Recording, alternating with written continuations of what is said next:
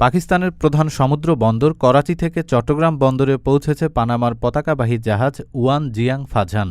এ ঘটনার মধ্য দিয়ে প্রথমবারের মতো দুই দেশের মধ্যে নৌপথে সরাসরি সংযোগ স্থাপন হল।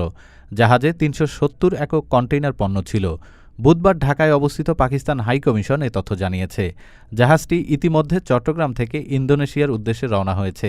বুধবার ঢাকায় পাকিস্তান হাইকমিশনের এক সংবাদ বিজ্ঞপ্তিতে বলা হয়, করাচি থেকে সরাসরি পণ্যবাহী একটি জাহাজ চট্টগ্রাম বন্দরে এসেছে, যা ছিল দুই দেশের মধ্যে প্রথম সরাসরি সামুদ্রিক সংযোগ। এ যাত্রায় দুই দেশের মধ্যে সরাসরি বাণিজ্যের ক্রমবর্ধমান চাহিদাকে তুলে ধরেছে। পাকিস্তানের হাইকমিশনার সৈয়দ আহমেদ মারুফ বলেন, সরাসরি শিপিং রুটটির কারণে পাকিস্তান ও বাংলাদেশের মধ্যে দ্বিপক্ষীয় বাণিজ্য এবং ব্যবসায়িক সম্পর্ক বৃদ্ধি পাবে। এই অঞ্চলে আরও সমন্বিত ও বাণিজ্যিক নেটওয়ার্ক বৃদ্ধির ক্ষেত্রেও এটি একটি বড় পদক্ষেপ।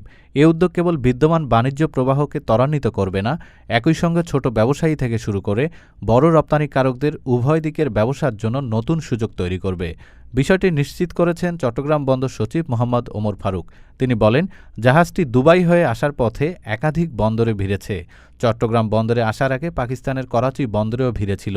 মঙ্গলবার জাহাজটি ইন্দোনেশিয়ার উদ্দেশ্যে রওনা দিয়েছে। ডেস্ক রিপোর্ট, আজ বার্তা, ঢাকা।